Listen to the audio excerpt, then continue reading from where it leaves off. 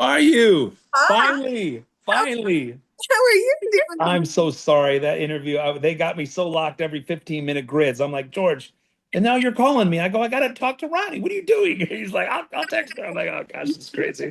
But No, good to finally see you. You look amazing. oh, thank you. You too. Good to see you too. No worries. I'm just sitting here and they apparently we have a new jock lounge and it's nice and peaceful and quiet in Yeah. here.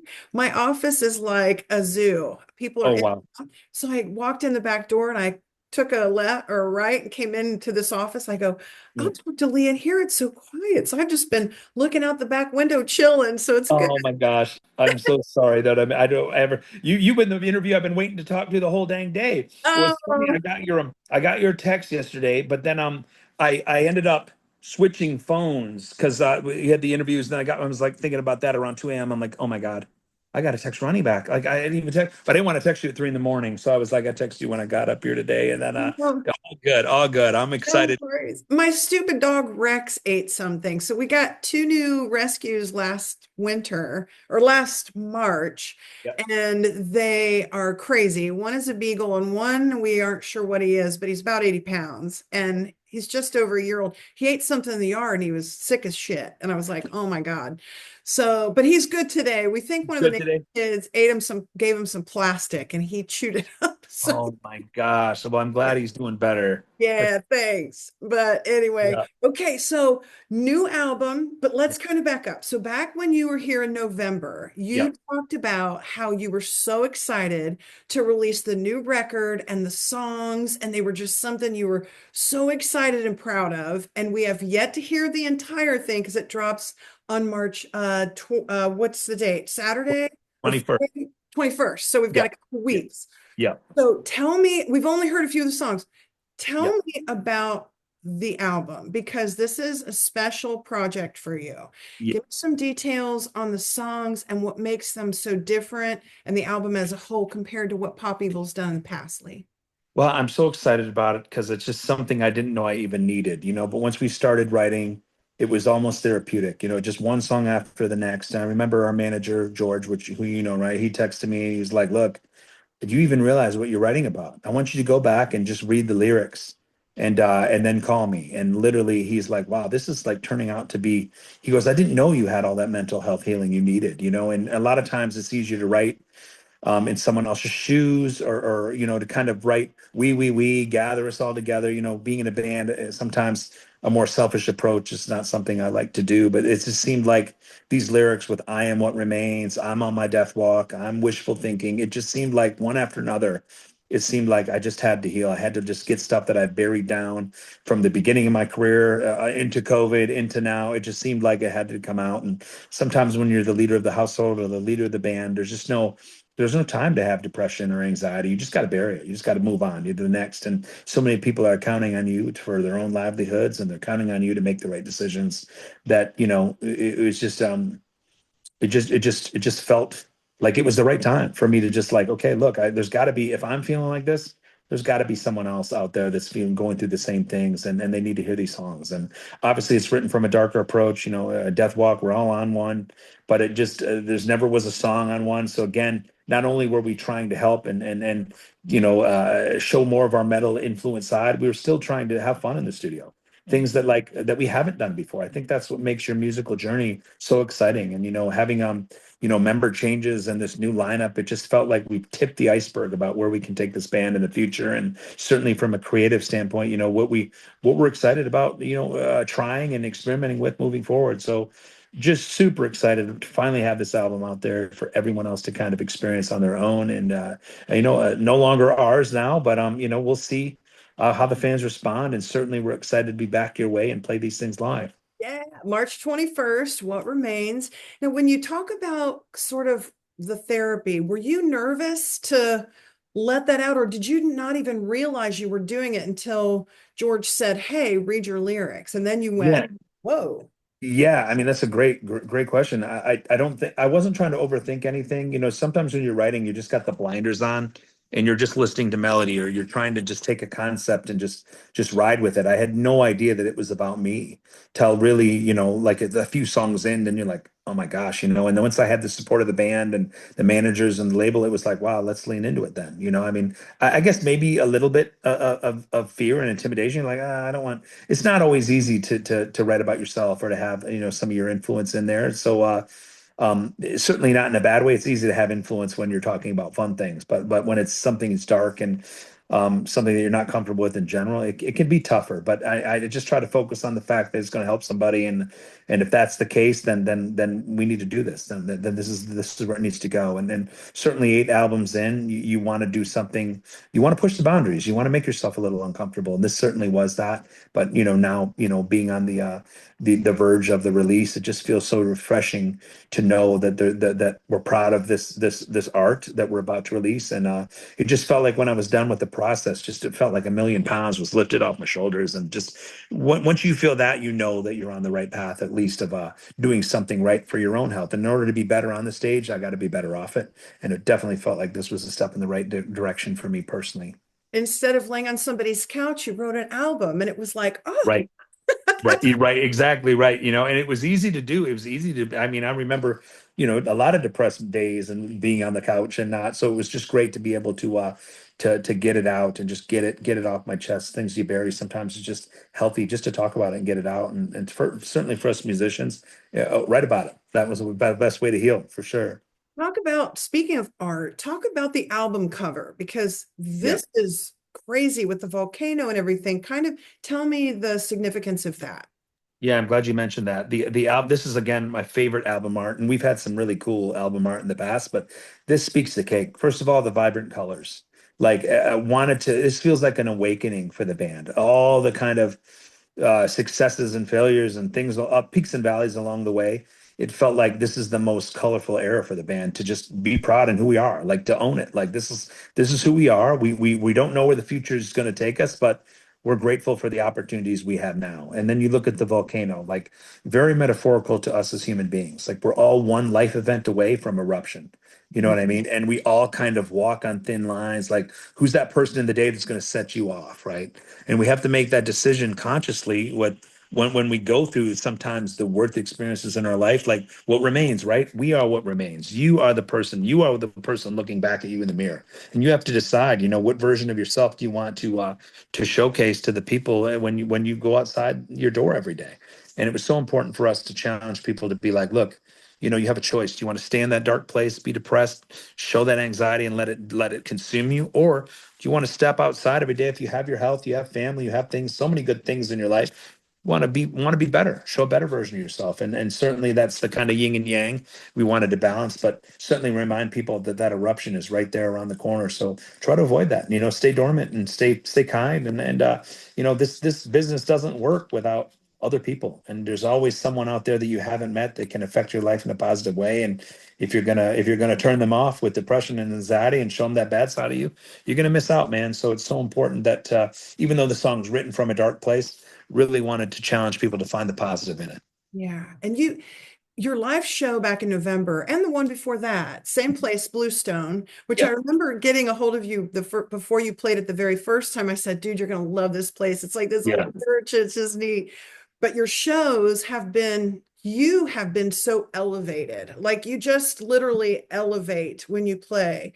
When you were here last time, you talked about how those pre-show meet and greets really have become something that really affects you. Like talk about that a little bit, because that's Yeah. getting real personal with your fan base and the folks that you write for. Tell me a Yeah. little bit about what made you kind of think about that a little more this. Yeah. Awesome. And I remember those Bluestone shows, some of our favorites of any tour. Obviously, your listeners are some of the biggest Pop Evil fans that we're blessed to have, and they're so great. And the meet and greet, I remember that day on the last time we played, in Columbus, it was through the roof. I mean, so kind. Everyone was so excited. And it really ignites you, when you get that energy from the fans early on and you see that kind of hunger and passion for your band, because you know these people spend money, right? So you know they're not just here because they got it free. They're here because they really want to see you and they really enjoy the music that you write. So it gives you an extra confidence. It gives you extra strength, right, to be the man that they want you to be on stage. You know, so it's just and then you mix in that Bluestone, which is just the coolest venue. I mean, it gives you a big time feel, but still it gives you that small town flavor that like you're right on top of the fans almost in that front row. They're right there with you. And then of course there's people up on the balcony. It's just such a cool atmosphere. And then of course mix in you being there, especially one of my favorite people on the planet. And then of course the Blitz and all your colleagues and all the love. It just feels like almost a hometown show. So it was so special. And then, of course, it was the end of the tour, too. So the band was humming. We were really clicking. Everyone's excited that there's only a handful of shows left. And the handful of shows left are phenomenal shows. Sometimes when you save the best shows for last, it really leaves you to put it all out there because you know, like, we're going to go away for a minute, take a break. So it's the last time the band members are going to see each other for a few months. So there's all those tangibles that are working together to make it for a memorable night. And it certainly was. And, yeah, you're right. Those meet and greet experiences can really add to the energy, or they can take from it. But it just we're blessed to be at a position in our hopefully in our career where the meet and greets are very rarely negative in any way, and they're always full of energy. And whenever you meet your fans head on, and they can you can get a hug, or they can tell you a story about how the songs have affected them. I mean, I can't think of it. I mean, that's what I'm probably craving the most. If you ask me on the next tour, it's the fan meet and greet experiences. So it's just special to be able to talk to your fans one on one and to see those familiar faces, man. It's like they're part of our family, man. They're our touring family. So it's always great to see, and you as well. So we got some good pictures. We got to catch up a little bit. That was a fun night. I was worried you're going to catch pneumonia though, because your hair was Oh, wet and it was cold. We were by the back door. It was it like, was freezing that night, wasn't it? Oh my gosh, I'm terrified. I always try to put a towel or something. I don't know if I did that night, but I'm always paranoid to get sick. I feel like if yes. you're a lead singer, you are like more targeted by the viruses, right? They just attack you. For sure.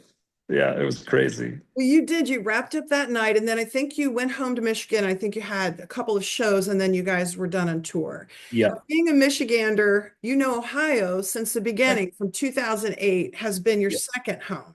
It really has. Talk a little bit about how the growth of the band from 2008 till now, Leigh, has moved and the changes and how it's affected the songwriting, and Yeah. also kind of I don't know, sort of like how the effects of the changes in the band has affected the build of you and how you see the band and yourself and stuff. Because you've got two guys in Devour the Day that are killing Yeah. it right now, and you're Yeah, they are. really part of that elevation that I saw last time you were here.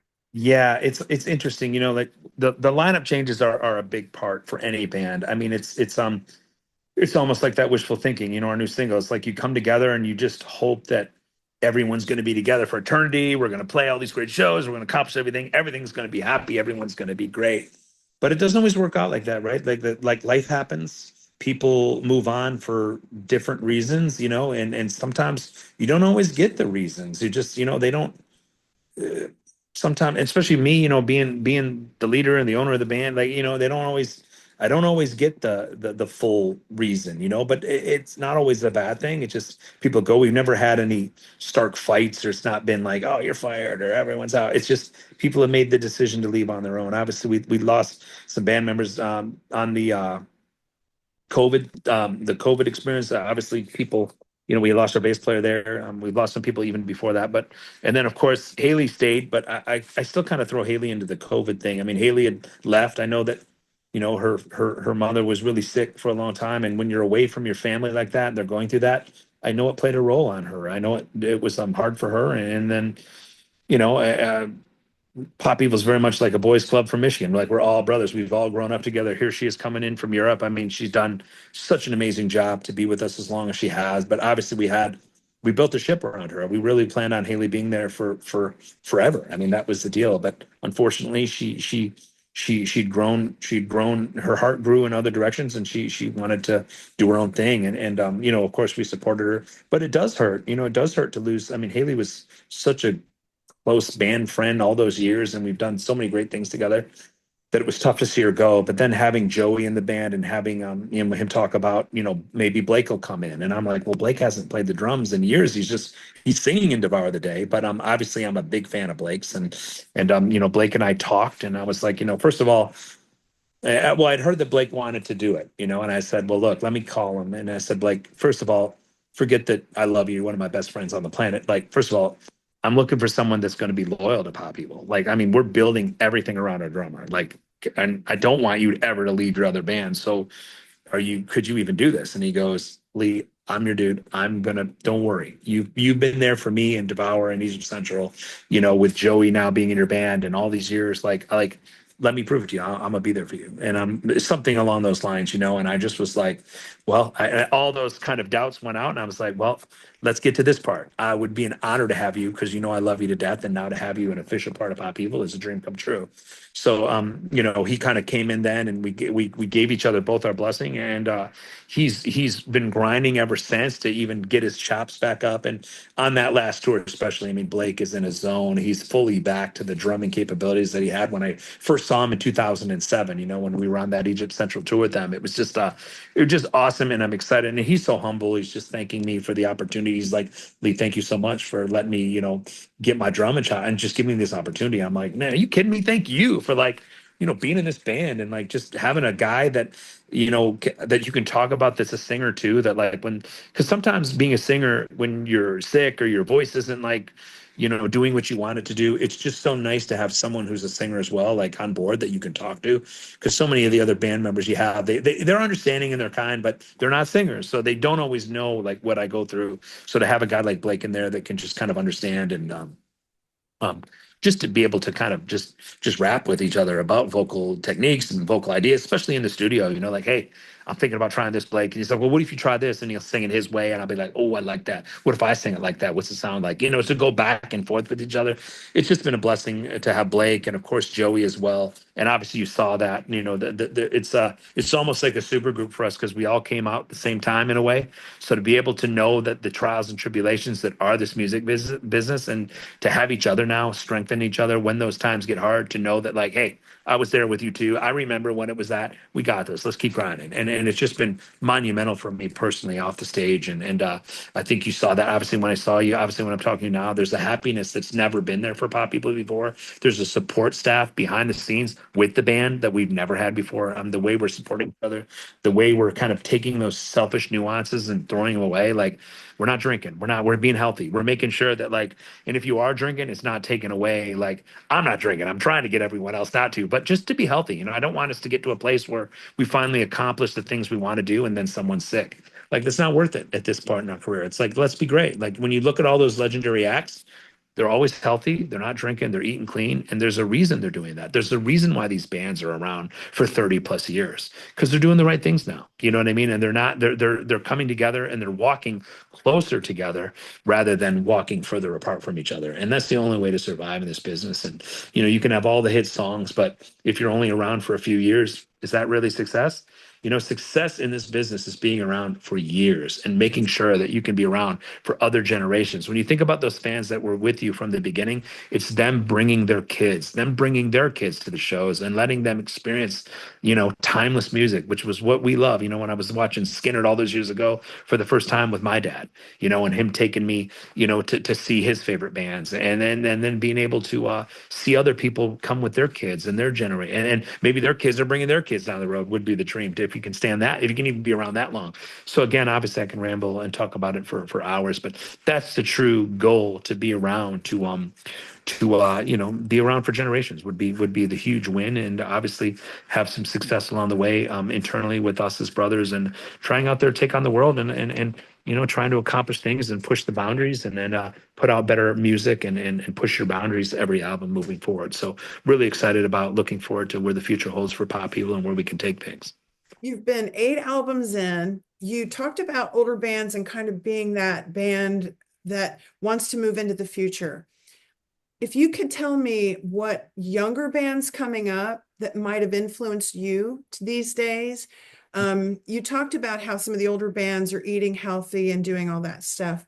What are some of the things, some of the younger bands that you're seeing what are they doing that makes you go, oh, that's a great idea. Maybe we should kind of follow that too. Because you Yeah, get well, by yeah. older and younger, right? Yeah, I mean, I'll throw some props to Wage War. Obviously, working with Cody, Q Stott on this album. We did two songs together. We tried last album, but finally, our schedules were so busy, couldn't get it done. Finally, we're able to set a week aside this album to devote some time to each other, and really wrote two special songs. So, obviously, I'm closer to understanding that camp because I know Cody so much better now, and he's just such a great guy, and just what he does in the studio and bringing it to the stage. I mean, wow, it's inspiring to see. I mean, to be able to produce at that level and then to be able to take what you produce to the stage with your band that's growing and climbing, and the way they invest everything that they do into making their live show as big as possible. That's kind of what I pick up from these younger bands. Where in the older era, we saw a lot of people were just partying, man. They were just putting the backdrop up and playing in front of it. And, if anything, you're seeing them drink on stage even. It was like they were almost advertising the party.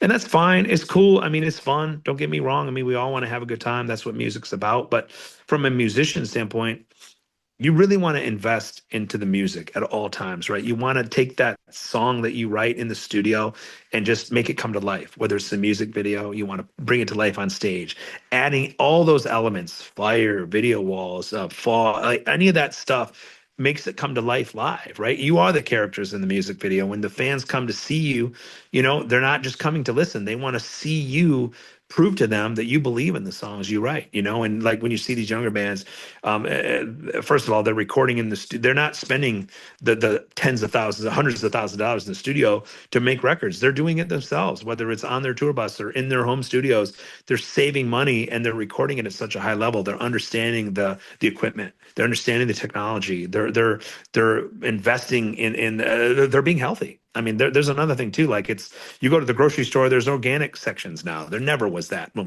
we were growing up in the start. It was always about saving money and partying and raging. Now it's like being healthy is the new cool. Like it's almost like if you're partying and you're being selfish in your ways as a musician, you're shunned on. It's like no one wants. It's been there, done that, and we can see the repercussion. We can see the repercussion from the bands like the Motley Crues and the band members that are out of shape, that their voices are going. It's just it's not as appealing to this younger generation, right? They want to see perfection at all times, and it makes sense. Like if people don't have extra money to spend, inflation, things. I mean, geez, I went to get groceries. Normally, groceries I thought were 100, $200. It's getting close to 400, $500. That's crazy. Like people don't have the extra money to just throw away, and if they're going to spend their money and their free time, because time is money, and come see you, they want to have the best experience possible, or they're not going to come see you again.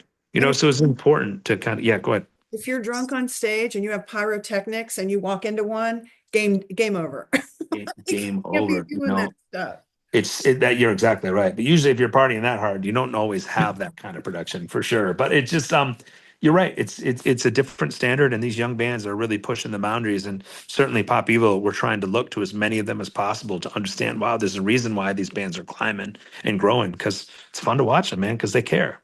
You know. So being a Detroit guy, or not Detroit, more Grand Rapids guy, Northern Michigan, Mhm. um, what was your first car? My first car. Oh, that's a great question. Nissan Pathfinder. What? I had a Nissan Pathfinder. It was so dope, and I ended up getting a fender better in like my first week, typical. So I learned my lesson real quick, and then I had to get that fixed, and never had another accident as a young one again. But it was a sweet car. I remember we took it to try. I had that thing airborne like the first weekend.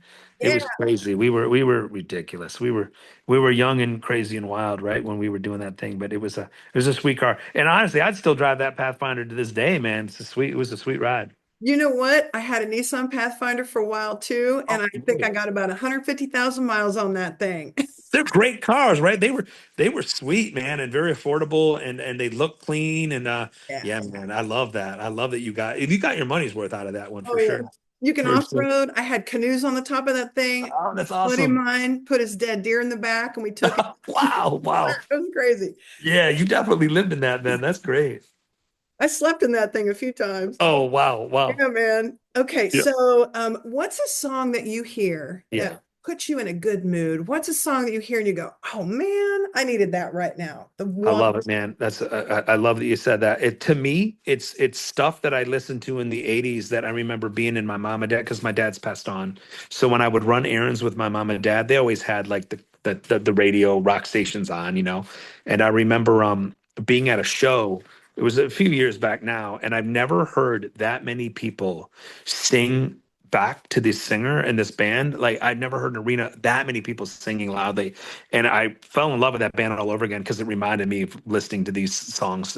And I downloaded it. And ever since, it's on my, I call it my chill playlist. It's REO Speedwagon, man, all day. You know, like in my dreams to any REO Speedwagon song to me, I'm always like, oh. Let me hear that again. You know, my family will be with me, like, turn this off. What is it? I'm like, no, no, no.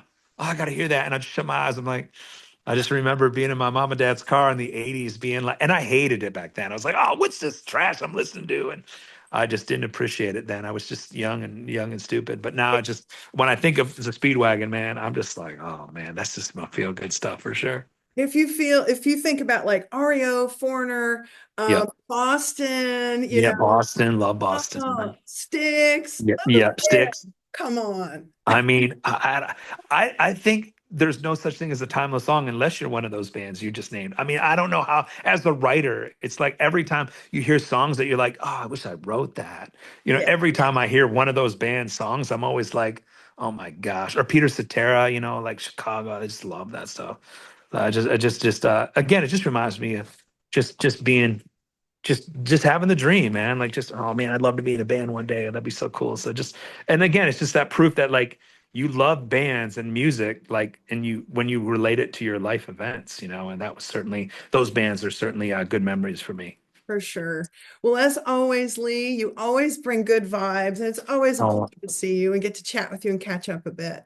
all right. I love you to death. Thank you for always supporting us. And thank you for just being such a good friend to me. And I love your shirt, by the way. I was going to say it at the end and be I like, kept don't trying think to I didn't go. notice that shirt. You look amazing. I got to get you some new ones too. Oh, So I definitely get you something new. And I don't know if we're in Columbus on this tour. So I have to give me your address. I have to mail you some stuff all right. Sounds like a for deal. sure. And Take good care of yourself. Tell everybody hello and thanks again for your time. And new album drops on March 21st, What yeah, Remains. And that is what we are, what remains. It's great to that's see. what we are. Well, I can't wait for new memories with you with this new album, Ronnie. Love you. Thank you. Ah, Just love you back. Mwah. See you soon. see ya.